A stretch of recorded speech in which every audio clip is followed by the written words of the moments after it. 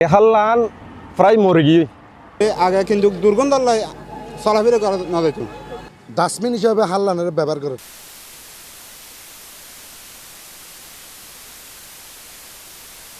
দেখিয়ে রে বোঝার উপায় নাই ইয়ান হাল নাকি ময়লার স্তূপ।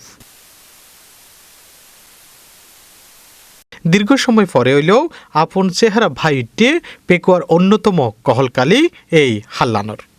পেকুয়া বাজারের পাশকেশি উপজেলা পরিষদ ও থানার ফাঁসইয়ের বই গিয়ে পেকুয়ার অন্যতম প্রবাহমান এই হাল্লান। দীর্ঘ ৩ কিলোমিটার দৈর্ঘ্যের হাল্লান দখল দোষণে আছিল মৃত প্রায়।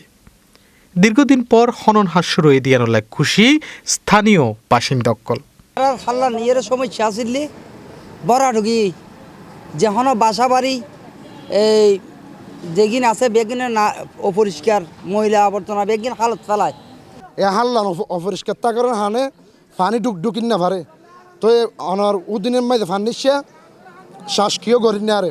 এখন যাতে হাল পরিষ্কার হয়ে গিয়ে পরিষ্কার হয়ে যার গই এখন পানি মানে বর্ষাতেও পানি লামি যাবই, পানি চলাচল হইব ইয়েন আরা জনগণলাই আরা ব্যাকুণলাই ফাই দইয়ে। এ হালিয়ান রুয়ার নির্ভরশীল এরিয়ার হাজারো কৃষক। হালিয়ান দীর্ঘদিন দখল এবং দোষণে বরফুর আসিল দিয়ানল্লায় পেকুয়া সদরের বাইম্যাখালী, শিকদারপাড়া, মিয়াপাড়া সহ আশেপাশের জমিনত চাষাবাদ অনিশ্চিত ওইফরগিল। এখন অন্তত কৃষকলে জমিত চাষ করিতে পারিব বলে দাবি স্থানীয় কৃষকলর। তবে তারা পুরো অংশ খননেরও দাবি জানিয়ে। এই বিলের মধ্যে পেকুয়া উপজেলার বিল লই পূর্ব বাইম্যাখালী লই বিশ্বাস ফেড়া লই মিয়া ফাড়া লই প্রায় 700 হইতে 800 বিঘা জমি এই বিল্লাম মাঝে আছে।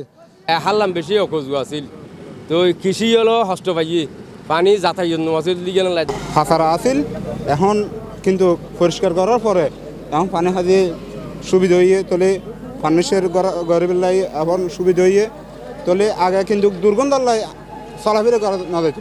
তথ্যসূত্রে জানা গিয়ে কহলকালী হালিবা পেকুয়া বাজারের অংশত্বন পেকুয়া উপজেলা পরিষদ পর্যন্ত 2 কিলোমিটারের খনন হাস ও পরিষ্কার পরিচ্ছন্নতার হাস শুরু করে গিয়ে এনজিও সংস্থা রিসার্চ ইন্টিগ্রেশন সেন্টার রিক ওয়ার্ল্ড ফুড প্রোগ্রামের অর্থায়নে 100 জন শ্রমিক নিয়মিত হালিয়ান খনন হাজে নিয়োজিত আছে বলে জানিয়ে রিকর এই কর্মকর্তা। খালটি টোটাল বাজেট হয়েছে 1850 মিটার, যেটি জেনারেল হাসপাতাল থেকে উপজেলা পরিষদের সামনে পর্যন্ত।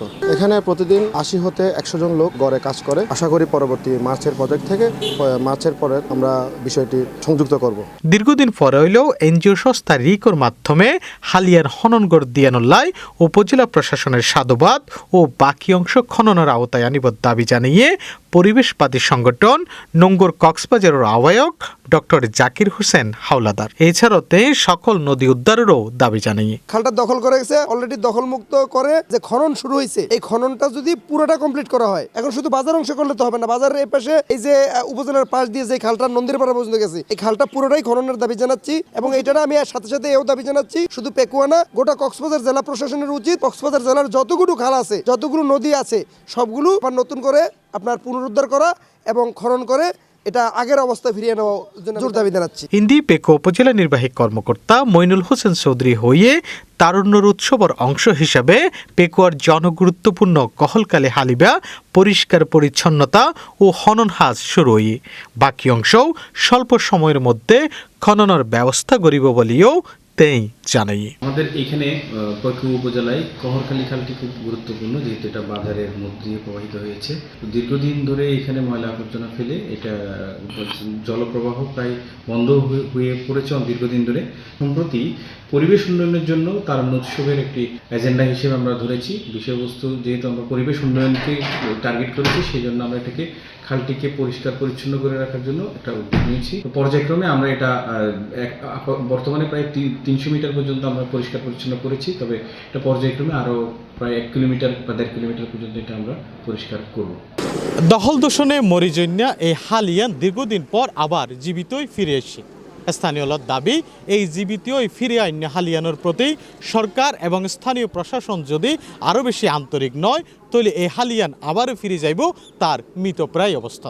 স্থানীয়র দাবি, এই হাল রক্ষায় বেগুনতুন আন্তরিক হওয়া প্রয়োজন।